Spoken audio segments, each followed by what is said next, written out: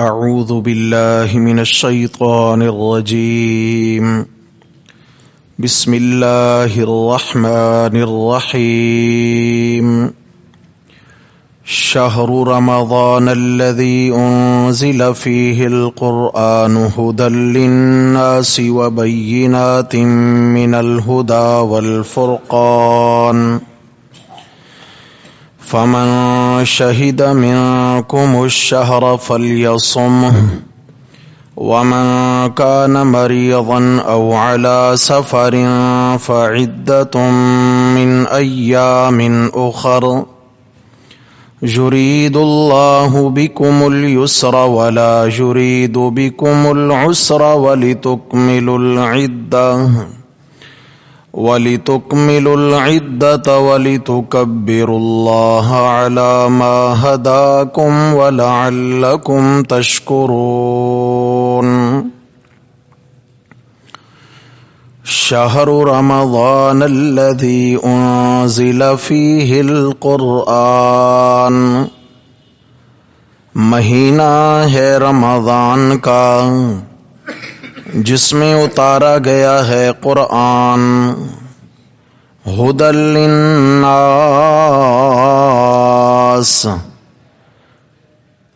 حال یہ ہے کہ وہ قرآن ہدایت ہے لوگوں کے لیے. وَبَيِّنَاتٍ مِّنَ الْهُدَىٰ، اور روشن دلائل ہیں رہنمائی کے لیے. والفرقان، اور روشن دلائل ہیں حق اور باطل کو جدا جدا کرنے کے لیے. فمن شہد منکم الشہر فلیصمہ، پس جو کوئی پائے تم میں سے یہ مہینہ تو اس کو چاہیے کہ ضرور اس کے روزے رکھے. وَمَنْ كَانَ مَرِيضًا أَوْ عَلَى سَفَرٍ، اور جو کوئی بیمار ہو یا حالت سفر میں ہو. فَعِدَّةٌ مِّنْ أَيَّامٍ أُخَرَ، تو پس اس کو چاہیے کہ گنتی پوری کرے اور دنوں میں. یرید اللہ بکم اليسر ولا یرید بکم العسر، اللہ کا ارادہ ہے کہ وہ تمہارے ساتھ آسانی کا معاملہ کرے، اور اللہ کا ارادہ نہیں تمہارے ساتھ دشواری کرنے کا. وَلِتُكْمِلُوا الْعِدَّةَ، اور تاکہ تم پوری کرو اس کی گنتی. وَلِتُكَبِّرُوا اللَّهَ عَلَى مَا هَدَاكُمْ، اور تاکہ تم اللہ کی بڑائی بیان کرو اس پر جو اس نے تمہیں ہدایت بخشی. وَلَعَلَّكُمْ تَشْكُرُونَ، اور تاکہ تم اس کا حق مانو. صدق اللہ، ومن اصدق من اللہ قیلا. اللہم صل علی سیدنا و مولانا محمد وعلی آل سیدنا و مولانا محمد وبارک وسلم علیہ. گرامی قدر سامعین حضرات محترم، درس قرآن مجید کے سلسلہ میں دوسرا پارہ سورۃ البقرہ اور اس کی آیت نمبر 185 آج ہمارے سبق میں شامل ہے.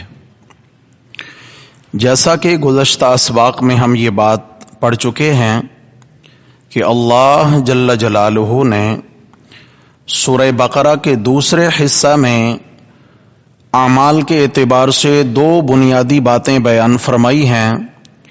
جہاد فی سبیل اللہ کہ اگر ضرورت پڑے تو اللہ کے دین کی حفاظت اور چوکیداری کے لیے اپنی جان کا نذرانہ پیش کر دو، اور انفاق فی سبیل اللہ اگر ضرورت پیش آئے تو اسلام کی سرحدوں کی حفاظت کے لیے، اسلام کی بقا کے لیے اپنا مال بھی قربان کر دو، لیکن جان اور مال قربان کرنا یہ تب تک ممکن نہیں جب تک کہ ایک نظم و ضبط میں مسلمان جڑے ہوئے نہ ہوں۔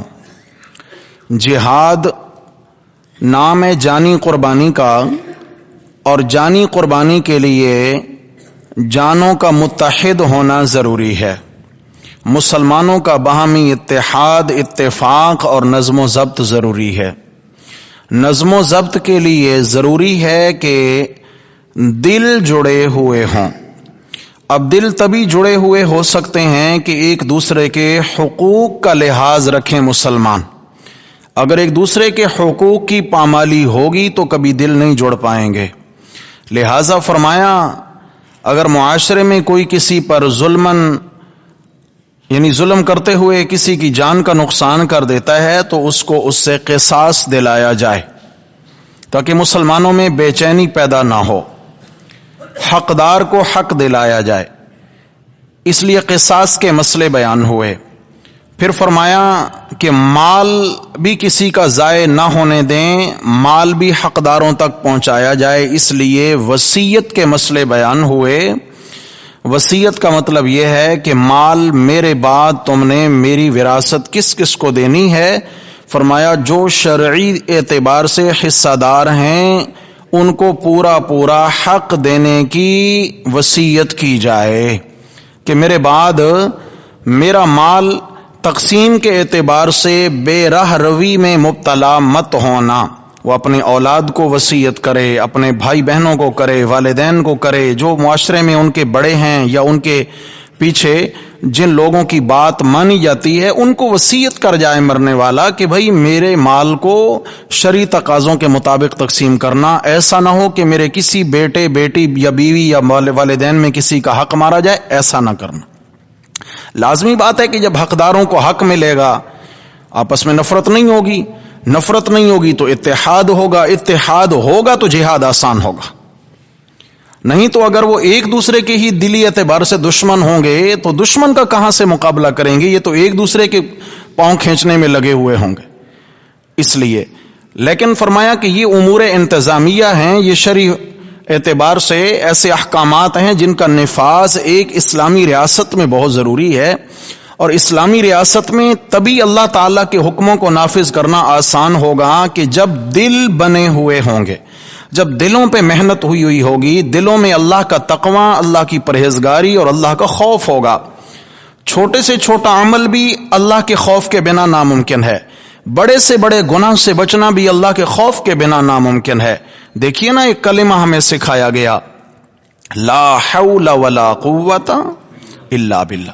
اس کلمہ کے متعلق رسول اللہ صلی اللہ علیہ وسلم نے فرمایا حضرات صحابہ کرام کو، هل ادلکم علی کنز من کنوز الجنہ، کیا میں تمہیں جنت کے خزانوں میں سے ایک خزانے کی خبر نہ دوں؟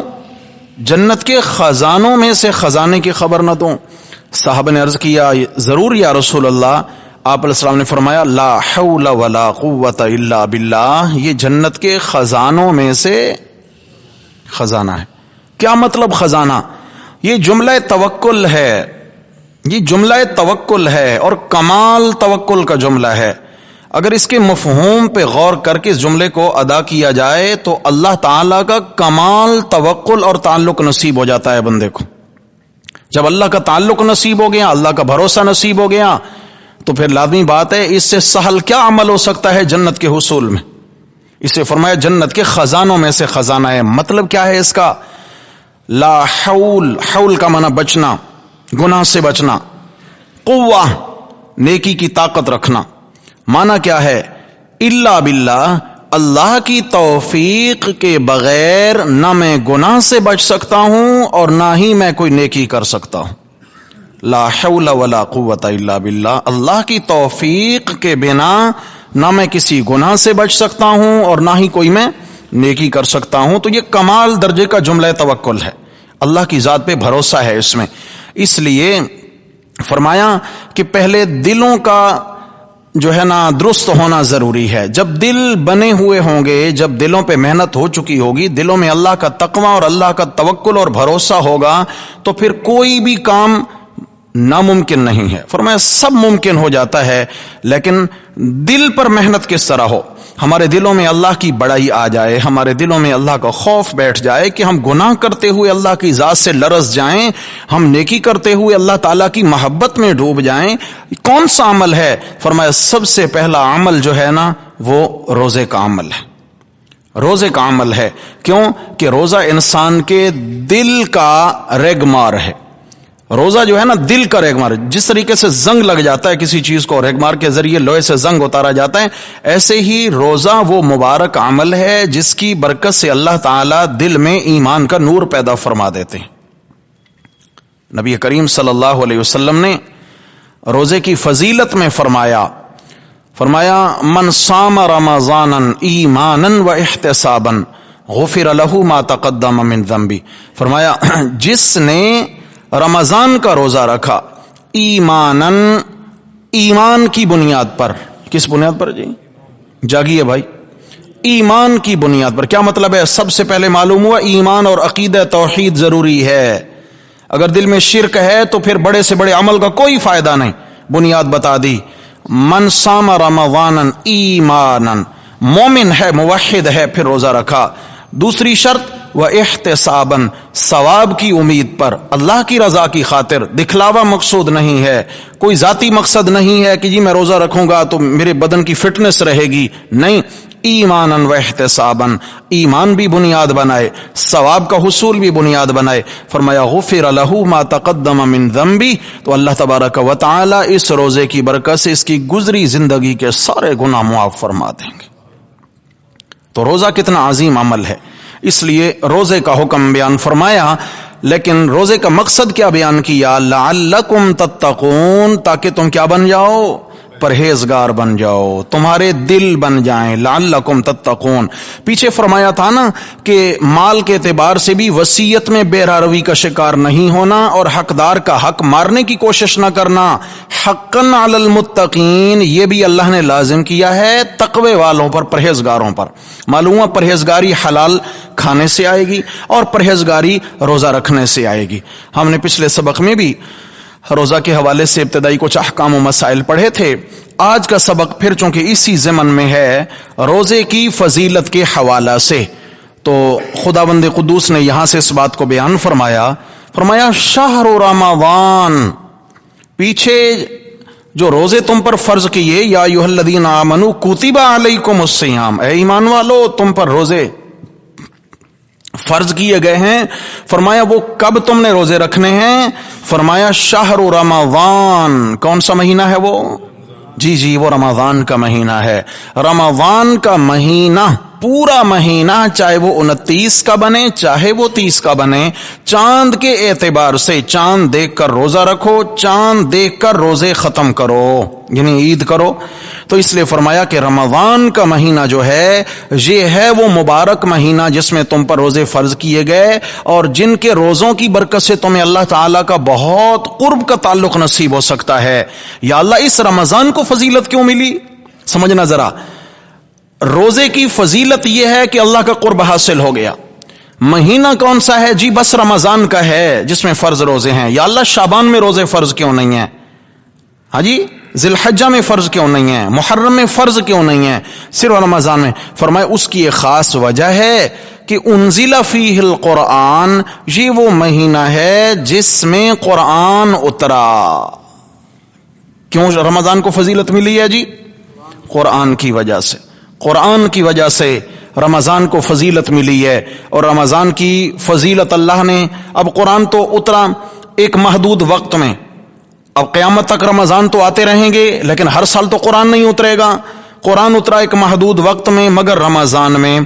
اب اس کے بعد ہمیشہ کے لیے رمضان کو فضیلت دے دی اس مہینہ میں روزے رکھوا کر. قیامت تک کے لیے روزے رکھتے رہو اور اس مبارک مہینے سے اپنی زندگیاں بناتے رہو. تو فرمایا انزل فیہ القرآن، اس میں قرآن اترا. ذرا بات سمجھیے میرے بھائی، بات الجھ گئی ہے. آپ صلی اللہ علیہ وسلم پر زمانہ نبوت جو آپ کا ہے وہ 23 برس ہے. 13 برس مکی زندگی ہے اور 10 برس مدنی زندگی ہے زمانہ نبوت کی. 23 سالوں میں آپ صلی اللہ علیہ وسلم پر تھوڑا تھوڑا کر قرآن اترتا رہا ہے. کتنے سالوں میں؟ 23 سالوں میں اترتا رہا، اور قرآن جا کر مکمل ہوا 23 سالوں کے اندر. یہ میرے سامنے سورت ہے سورت الفرقان اور 18واں پارہ سورہ فرقان کے اندر، یہاں بھی اللہ تبارک و تعالی نے اسی بات کے متعلق اظہار فرمایا ہے. یہ سورہ فرقان ہے. فرمایا کہ مشرکین مکہ نے آپ صلی اللہ تعالی علیہ وسلم پر اعتراض کی ہے کہ یہ قرآن ایک ہی بار کیوں نہیں اترا. وقال الذین کفروا لولا نزل علیہ القرآن جملۃ واحدہ. کافر کہنے لگے کہ یہ قرآن اس پیغمبر پر یک بارگی کیوں نہیں اترا، جملۃ واحدہ، ایک ہی بار کیوں نہیں اترا. جیسے موسیٰ علیہ السلام کو ایک ہی مجلس کے اندر ساری توریت ملی، عیسیٰ علیہ السلام کو ایک ہی بار ساری توریت ملی، داؤد علیہ السلام کو ایک ہی بار ساری زبور ملی، تو رسول اللہ صلی اللہ علیہ وسلم کو یک بارگی قرآن کیوں نہیں ملا؟ تو میرے رب نے اس کی وجہ بیان کی، کذالک، یہ ہمارا ہی کمال ہے کہ ہم نے 23 سالوں میں قرآن تھوڑا تھوڑا کر کے دیا ہے. اس کی پہلی وجہ لنثبت بہ فؤادک، تاکہ ہم آپ کا دل مضبوط کر کے رکھتے. اس لیے کہ آپ علیہ السلام کو دین کی خاطر ستایا گیا ہے، آپ پر اعتراضات کیے گئے ہیں، آپ کے سامنے شبہات پیش کیے گئے. ادھر کوئی اعتراض کرتا، کوئی شبہ پیش کرتا، میرے نبی کو ستاتا، اللہ قرآن اتار کے میرے نبی کی رہنمائی فرما دیتے. لنثبت بہ فؤادک، آپ علیہ الصلوۃ والسلام کے دل کو میرے رب نے قرآن اتار کر مضبوط کیا ہے. نمبر 2، ورتلناہ ترتیلا، اور تاکہ آپ اس کو پڑھیں ترتیل کے ساتھ، ٹھہر ٹھہر کے پڑھیں، آپ کا قرآن سے تعلق رہے، جب اترتا رہے گا تو آپ کی تلاوت بھی جاری رہے گی. آئیے ذرا پیچھے، تو مطلب کیا ہے؟ ادھر تو قرآن کہتا ہے کہ یک بارگی ان کا مطالبہ تھا قرآن اتر جائے، ہم نے نہیں اتارا یک بارگی. ادھر قرآن کہتا ہے جی رمضان کے مہینے میں قرآن اترا ہے. باتیں متضاد بن رہی ہیں ظاہری اعتبار سے، لیکن متضاد نہیں ہیں، سمجھیے. رسول اللہ صلی اللہ علیہ وسلم سے بھی ایک حدیث منقول ہے، حضرات صحابہ کرام سے بھی تفسیر ہے. قرآن مجید میں آیا شہر رمضان الذی انزل فیہ القرآن، کہ قرآن اترا ہے رمضان کے مہینہ میں. پھر رمضان کا تو پورا مہینہ ہے، تو فرمایا انا انزلناہ فی لیلۃ القدر، ہم نے قرآن کو اتارا ہے لیلۃ القدر میں. دوسرے مقام پہ فرمایا انا انزلناہ فی لیلۃ مبارکہ، سورہ دخان میں، کہ ہم نے اس کو برکت والی رات میں نازل کیا ہے. وہ ہے لیلۃ القدر کی رات، 27 کی ہے یا 29 راتوں میں کوئی بھی، جو لیلۃ القدر ہے، لیلۃ القدر میں ہم نے اس کو اتارا ہے. رسول اللہ صلی اللہ علیہ وسلم سے پوچھا گیا کہ یا رسول اللہ قرآن تو تھوڑا تھوڑا کر کے اترا، یہ ایک بار کیسے؟ تو آپ نے فرمایا کہ سب سے پہلے جو قرآن رمضان میں اور لیلۃ القدر میں اترا ہے، لوح محفوظ سے آسمان دنیا پر اللہ نے اس رات میں لیلۃ القدر میں یک بارگی سارا قرآن اتار دیا. لوح محفوظ سے آسمان دنیا، یہ جو نیچے کا آسمان ہے، آسمان دنیا، اس پر اللہ نے لا کر یہ خزانہ رکھ دیا، اور یہاں سے تھوڑا تھوڑا کر کے پھر 23 سالوں میں میرے نبی کے دل پہ نازل ہوتا رہا. سمجھا گیا؟ 23 سالوں میں تھوڑا تھوڑا کر کے میرے نبی کے لنثبت بہ فؤادک، تاکہ اللہ فرماتے ہیں ہم آپ کے دل کو مضبوط رکھیں. تو یہاں مسئلہ حل ہو گیا کہ اس اعتبار سے کہ قرآن ایک ہی بار اترا، وہ لیلۃ القدر میں اترا، اور لوح محفوظ سے کہاں آیا؟ آسمان دنیا پر. اور 23 سالوں میں آسمان دنیا سے میرے نبی صلی اللہ علیہ وسلم کے بولو دل مبارک پر، دل مبارک.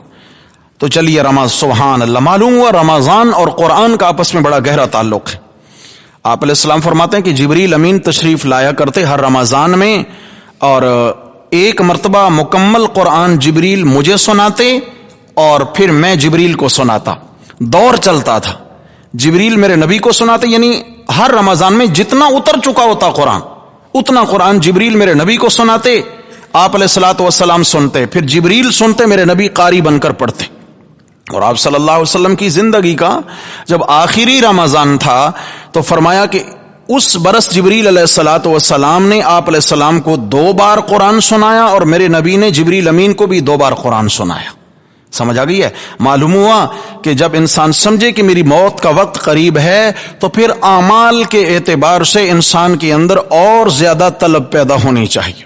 اور زیادہ طلب کہ پتہ نہیں کتنا وقت ہے، پتہ نہیں کتنا وقت ہے اعمال میں، اپنے آپ کو سدھارنے میں، اپنے آپ کو سنوارنے میں، اپنی اصلاح میں اور زیادہ انسان لگ جائے۔ بطور خاص جو بڑھاپا ہے میرے بھائیوں، جب بال سفید ہوتے ہیں تو یوں سمجھیں کہ انسان کی فصل پک چکی ہے۔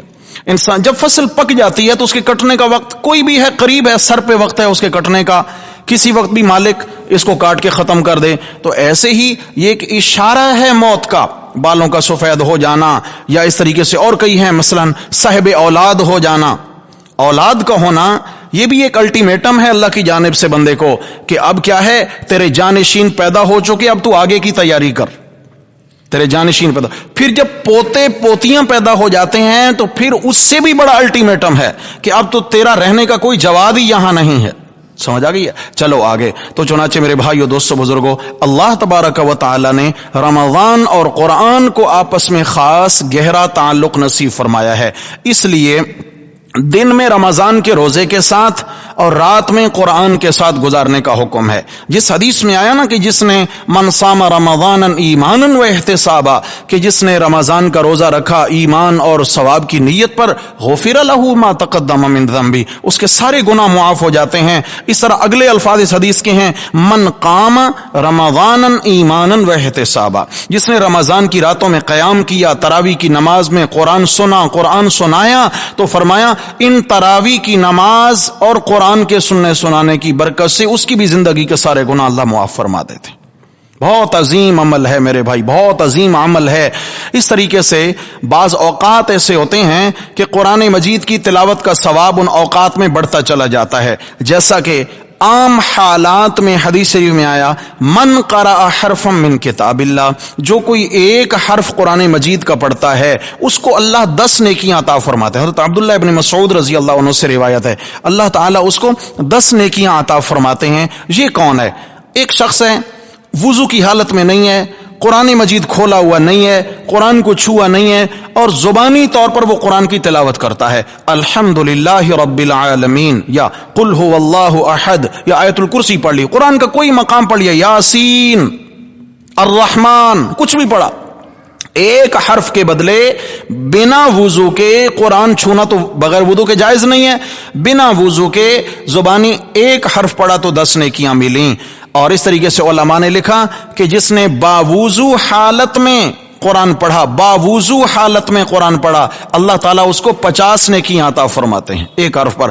اور جس نے نماز کی حالت میں، لازمی بات ہے کہ باوضو تو ہونا ہی ہے جب نماز کی حالت میں ہے، جس نے نماز کی حالت میں، کوئی بھی نماز ہے، فرض ہے، نفل ہے، سنت ہے، واجب، کچھ بھی ہے، نماز کی حالت میں جس نے ایک حرف قرآن کا پڑھا، اللہ اس کو 100 نیکیاں عطا فرماتے ہیں، 100 نیکیاں۔ اب ذرا سوچیں تو صحیح، رمضان کا مبارک مہینہ ہو جس میں ایک ایک عمل 70 گنا بڑھ جاتا ہے، 70 گنا۔ اگر مثلا 10 نیکیاں بھی مل رہی ہیں تو اس کو 70 سے ملٹی پلائی کر دیں۔ اگر وضو کی حالت میں اور نماز کی حالت میں ہے تو ایک حرف پڑھنے سننے پر 100 نیکیاں 70 سے ملٹی پلائی کر دیں۔ تو میرے بھائیوں، یہ نیکیوں کی تعداد کہاں جا پہنچتی ہے، کہاں جا پہنچتی ہے۔ اس لیے رمضان اور قرآن کو آپس میں خاص گہرا تعلق اللہ جل جلالہ نے عطا فرمایا ہے۔ آگے قرآن مجید کے متعلق اللہ نے قرآن کے حال بیان فرمائے ہیں، 2 حال ہیں قرآن کے یہاں بیان کیا۔ فرمایا پہلی بات تو یہ ہے کہ انزل فیہ القرآن، قرآن مجید رمضان میں اترا، تو قرآن کے اترنے نے رمضان کو مبارک بنا دیا، ماہ رمضان کو کیا بنا دیا؟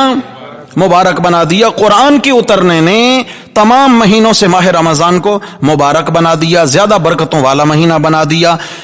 پھر فرمایا یہ قرآن کوئی عام نہیں ہے، اگر رمضان سے اس کا تعلق بنا تو وہ عظیم ہو گیا۔ فرمایا جس انسان سے قرآن کا رشتہ جڑتا ہے وہ بھی بہت عظیم ہو جاتا ہے، بہت عظیم ہو جاتا ہے۔ کتنا؟ فرمایا ھدی للناس، یہ قرآن کیسی کتاب ہے؟ فرمایا صرف تراویح میں سننے سنانے کے لیے نہیں ہے، ھدی للناس، یہ قرآن لوگوں کے لیے ہدایت ہے۔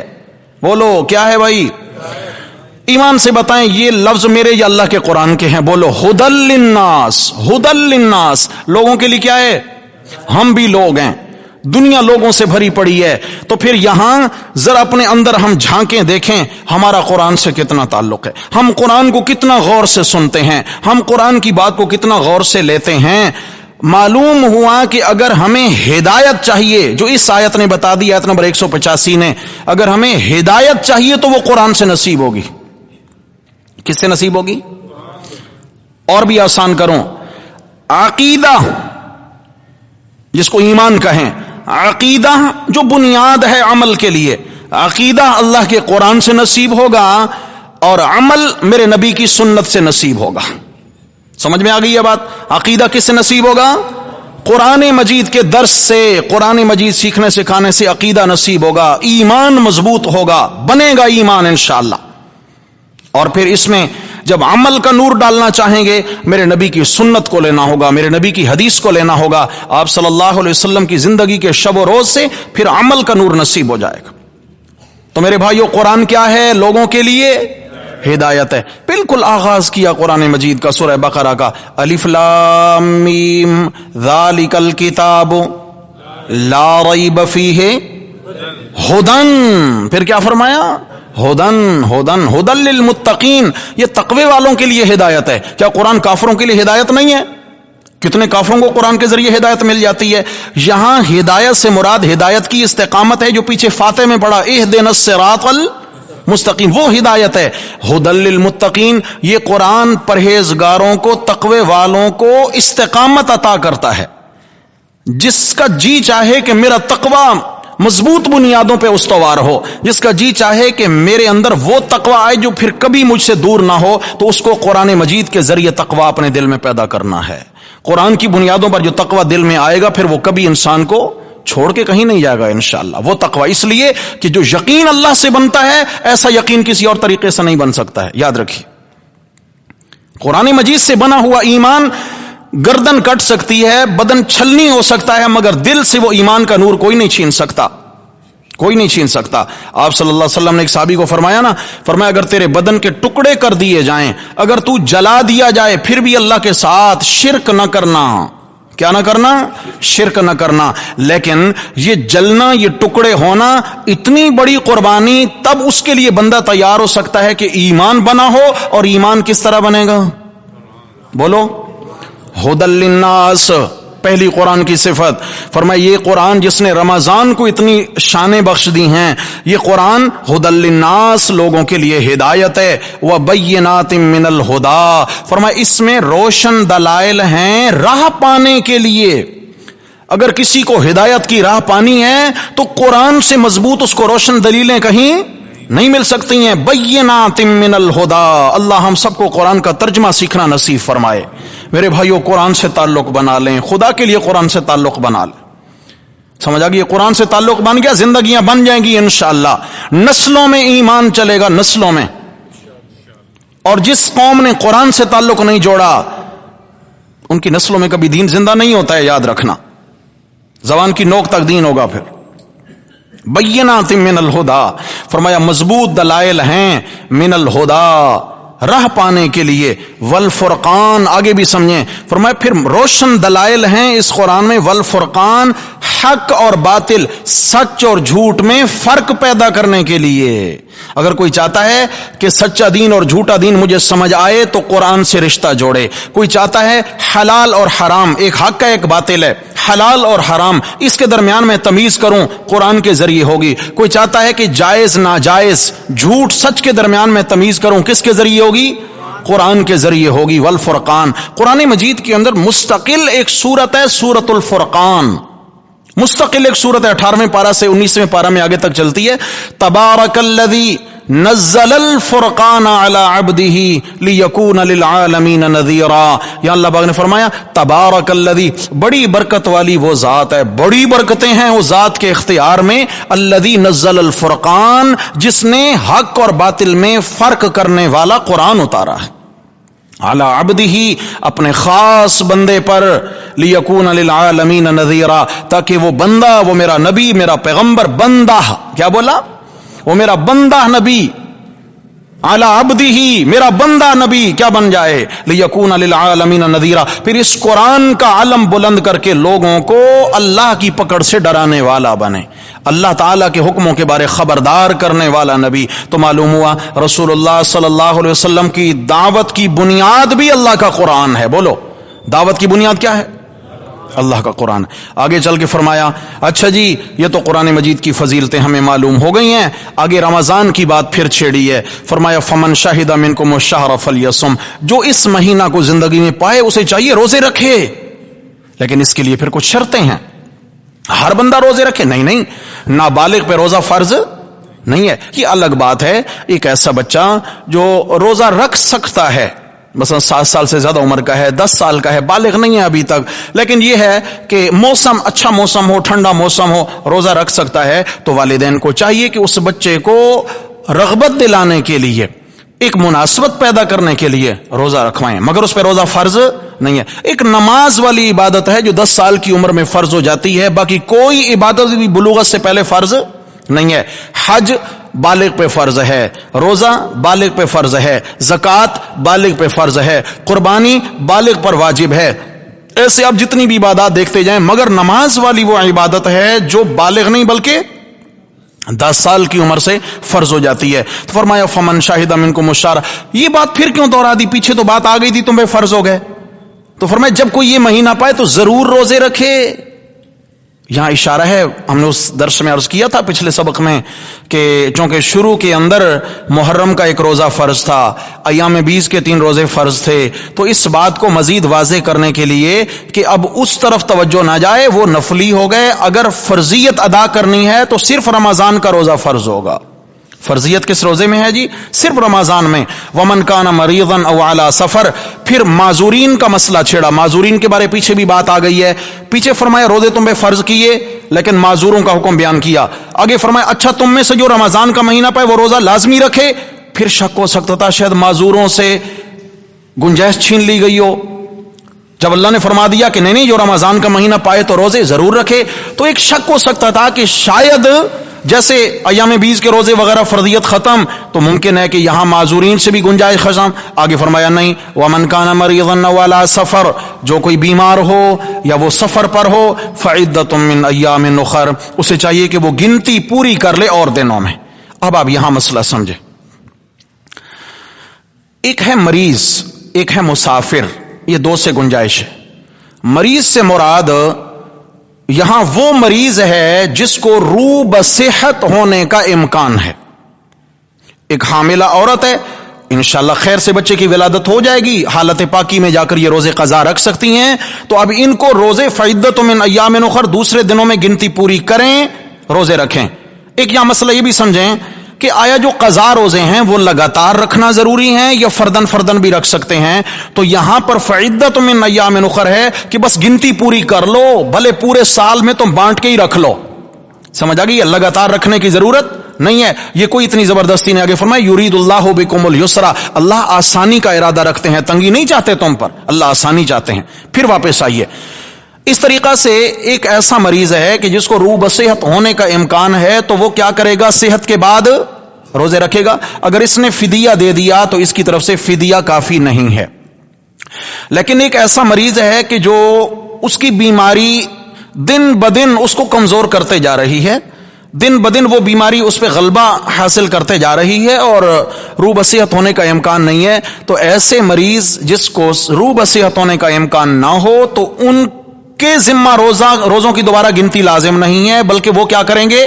وہ فدیہ دیں گے. اور ایک روزے کا فدیہ، ایک فقیر کا کھانا. ایک روزے کا فدیہ، ایک فقیر کا کھانا صبح و شام کا.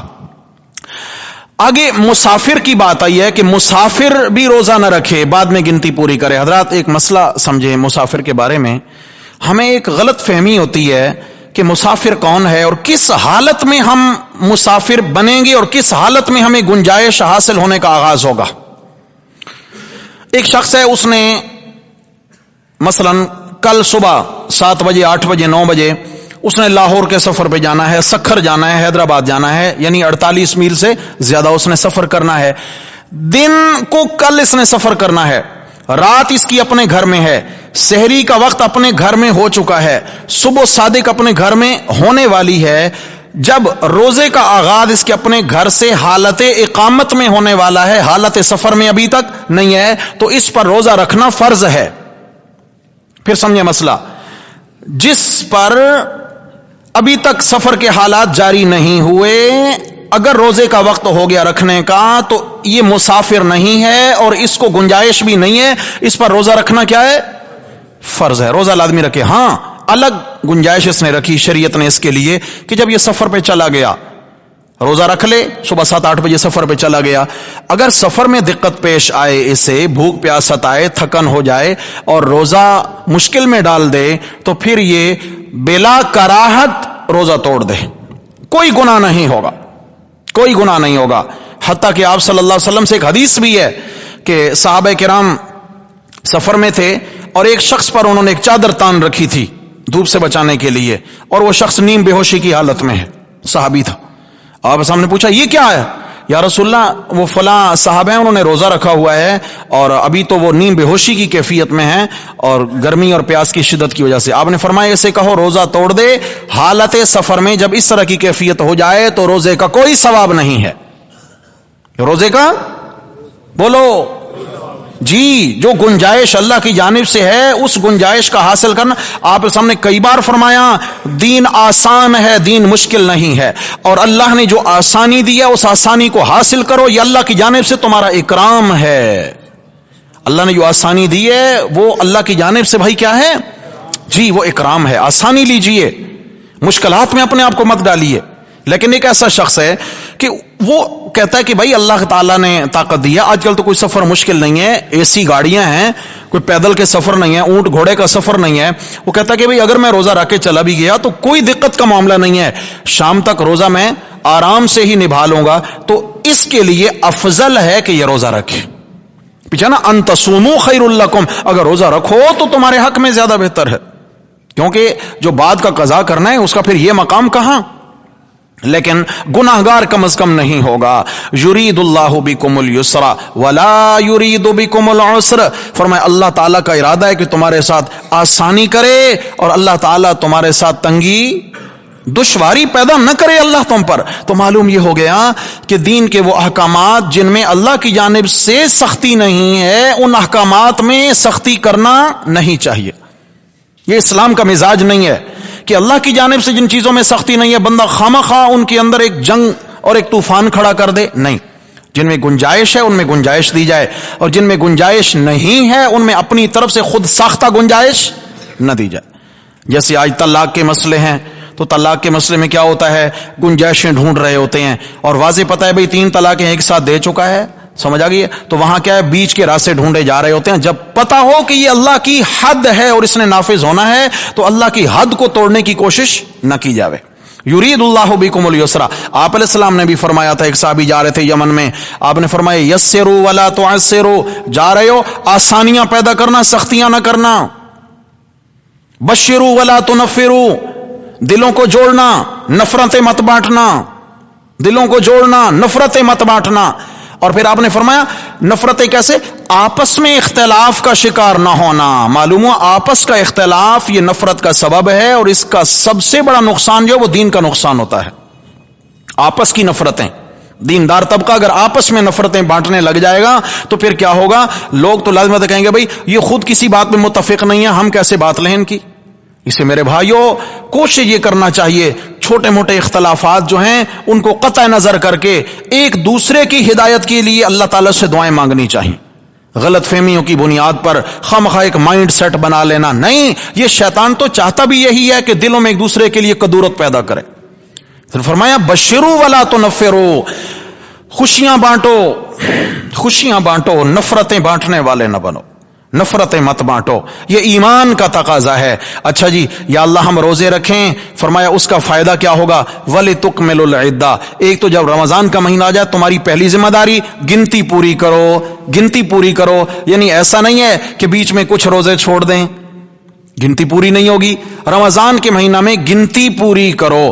وہ خواتین جو شرعی عذر کی بنیاد پر روزے نہیں رکھ پاتی ہیں، سمجھ آ گئی ہے، حالت حیض میں ہیں یا بچہ کی ولادت ہوئی حالت نفاس میں ہیں، اب وہ روزے نہیں رکھ پاتی ہیں، یا حالت حمل میں ہیں کہ وہ خاتون جس کے پیٹ میں بچہ ہے وہ روزہ نہیں رکھ پاتی ہے، بیمار ہیں، یا ماں ہے جو بچے کو دودھ پلا رہی ہے اور دودھ پلانے کی بنیاد پر کیا ہے، اگر روزہ رکھا تو بچے کو اس کی خوراک مہیا نہیں ہوگی اور بچے کو نقصان ہوگا. تو ان خواتین کے لیے الگ احکامات ہیں.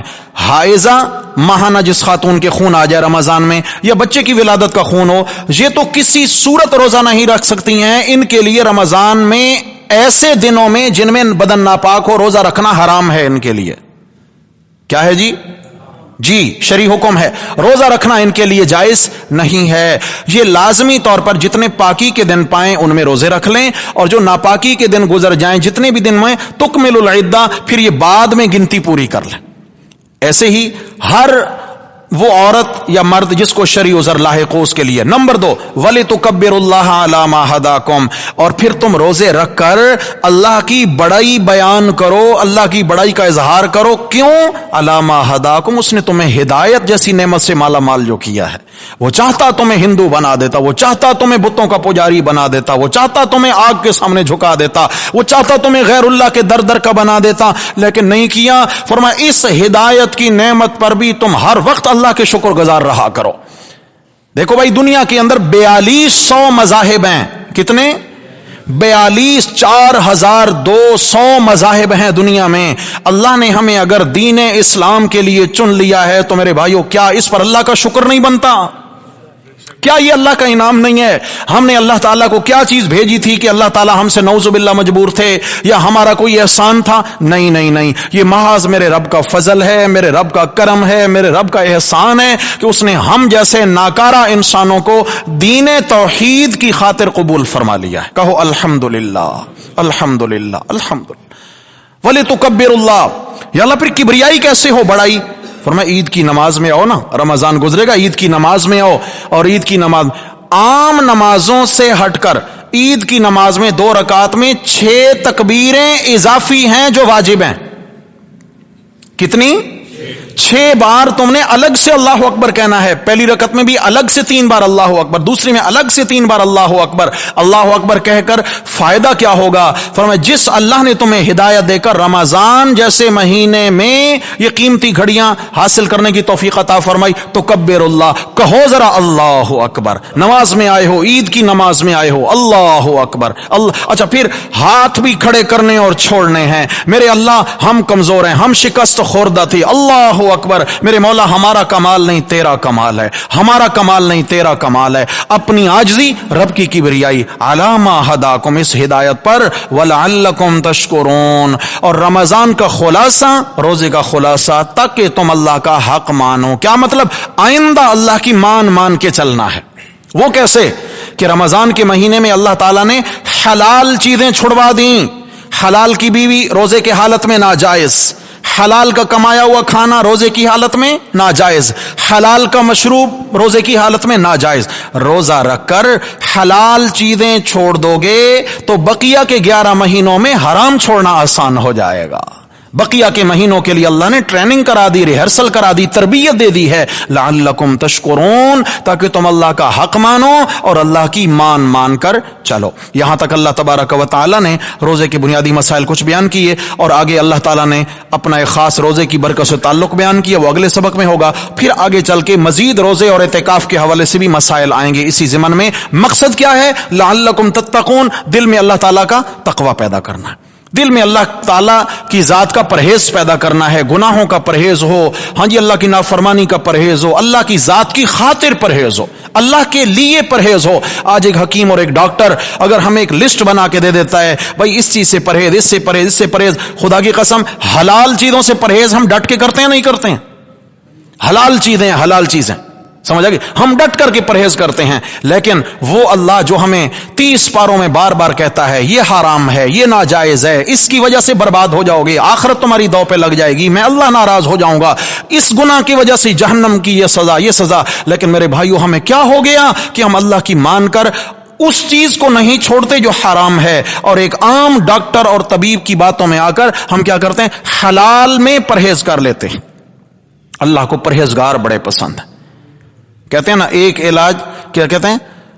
100 علاج 1 پرہیز، 100 علاج 1 پرہیز. انسان 100 دوائیں استعمال کرے اور کہیں ایک چیز میں بد پرہیزی کر دی نا، وہ 100 علاجوں پہ پانی پھیر دیتی ہے. سمجھا گیا؟ اور اتنا 100 علاجوں سے فائدہ نہیں ہوتا ہے جتنا کہ ایک پرہیز سے فائدہ ہوتا ہے. اسی طرح نیکیاں اگر زیادہ نہیں ہوئی تو کوئی حرج نہیں ہے، تسبیحات زیادہ نہیں ہے کوئی بات نہیں ہے، تلاوت کم ہے کوئی خطرے کی بات نہیں ہے، لیکن گناہوں سے پرہیز ضروری ہے، اللہ کی نافرمانی سے پرہیز ضروری ہے. زندگی میں پرہیز آ جائے، اللہ کی نافرمانی سے بچ بچ کے انسان وقت گزارے، وہی انشاءاللہ کم نیکیاں بھی اللہ کے ہاں بہت قیمتی ہو جائیں گی. دعا ہے اللہ جل شان ہو ہم سب کو عمل کی توفیق نصیب فرمائے، اللہ تعالیٰ کمال درجے کا تقوی نصیب فرمائے. اقول قولی ھذا استغفر اللہ.